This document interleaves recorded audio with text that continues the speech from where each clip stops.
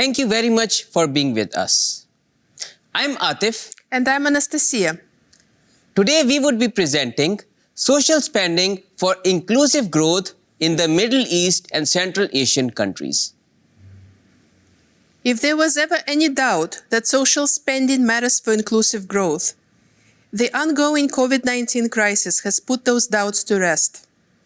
In response to the unprecedented health and economic crisis, governments around the world had to significantly increase their spending on healthcare, social protection, and in some cases also education, to deliver educational services when the schools shut down. But social spending also mattered in my own life. My grandparents lived in a small Siberian village with only one dirt road. They were farmers. My grandfather never went to school and had to teach himself how to read. My grandmother only had 3 years of education. But incredibly, all 6 of their children went on to get university diplomas, becoming teachers, lawyers, doctors, and engineers. And many of the grandkids, including myself, went on to get advanced degrees. The story of my family is by no means unique. In fact, it's quite common. And the incredible leap in educational attainment in the span of just one generation did not happen in a vacuum, but was rather a result of conscientious government policy to promote literacy and education. So you can say that I'm still benefiting from the investment and from social spending that took place some 65 years ago.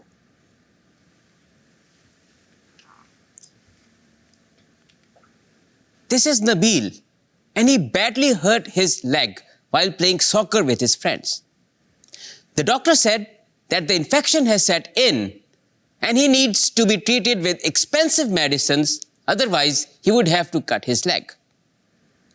Nabil lives in a poor family that barely have sufficient amount of money to get food for the day.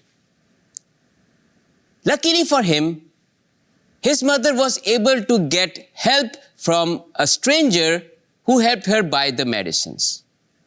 But nobody should be dependent on strangers to get treatment for their sons.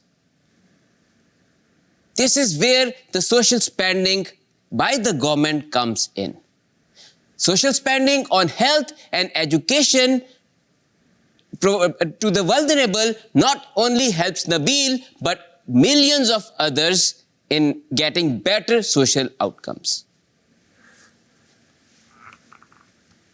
But while we told you a story of how social spending mattered in my own life and in the life of Nabil, the question could be asked, does it matter on the aggregate level? And our research points out that yes.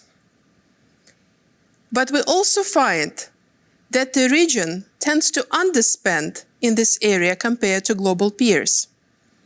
In order to avoid comparing apples and oranges, we group countries by income level, and then we compare the spending that takes place in health, education, and social protection, both in per capita and in GDP terms. And what you see in this graph is that the region tends to underspend in these areas compared to global peers. In fact, the region only spends 10% of GDP in the social areas, while the global peers spend about 14%. But does it matter? Should it matter how much they spend? We find that the region also lacks global peers in social economic outcomes, such as poverty rates, literacy rates, life expectancy, infant mortality. In fact, despite incredible improvement that they have all made over the past 30 years, the rate of progress has slowed, and the region still lags global peers in social economic indicators. For example, infant mortality in the GCC is twice the level of that of advanced economies. And the literacy rates in the region, in the Middle East and North Africa region, are 17 times lower than relevant global peers elsewhere. Then we ask ourselves a question: could higher social spending have made a difference? And our research points out that yes, when we controlled for all the other variables, such as macroeconomic stability, trade openness, access to finance, level of institutional development, we still find that government spending in these areas promotes better health, education, and aggregate outcomes. In fact, if countries in the region could spend just 10% more in per capita terms on social protection, they could have closed anywhere between 20 and 40% of the observed outcome gap compared to the emerging market peers. And if they could have spent that money more efficiently, basically meaning that they could have also improved governance and the quality of institutions at the same time, countries in the Caucasus and the Central Asia could have closed the entirety of the gap. And many countries in the Middle East and North Africa could have closed even a higher share of the gap in Human Development Index. So this points out that, yes, government spending on health, education, and social protection could significantly boost health, education, and aggregate outcomes.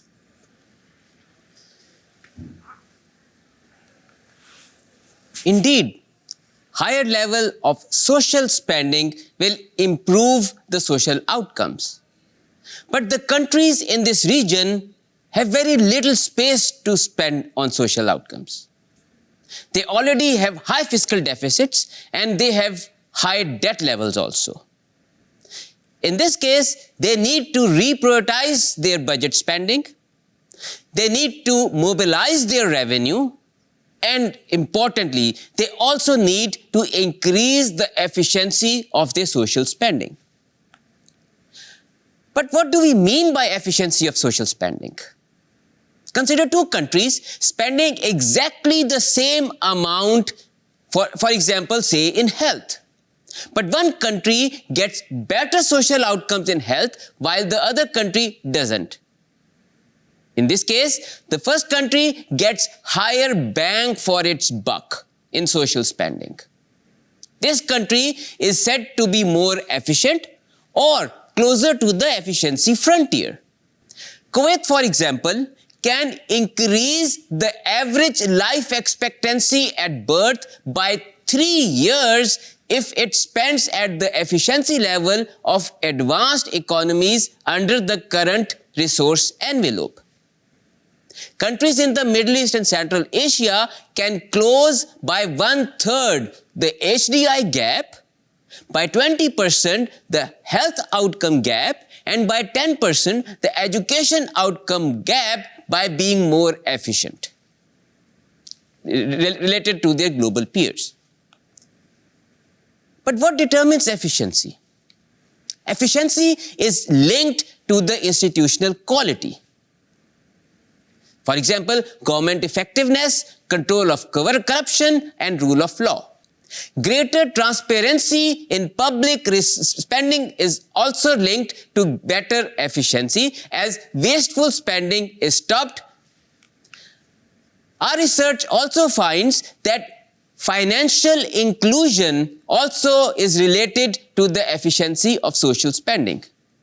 People having access to financial services can save for the rainy day or can borrow money from the banks in case of emergencies instead of withdrawing their kids from the school, instead of cutting down on their necessary health expenditure or cutting down on their food intake.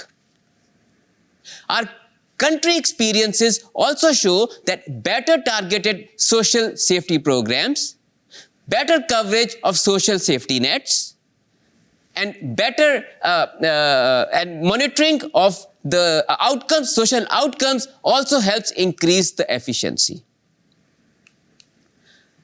Research also suggests that investment in primary health care also helps increase the health efficiency.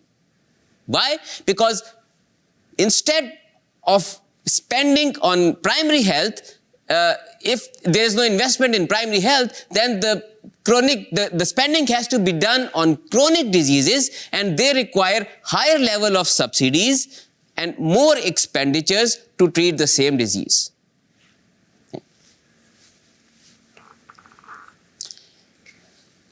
We hope that we convinced you that social spending does matter for inclusive growth.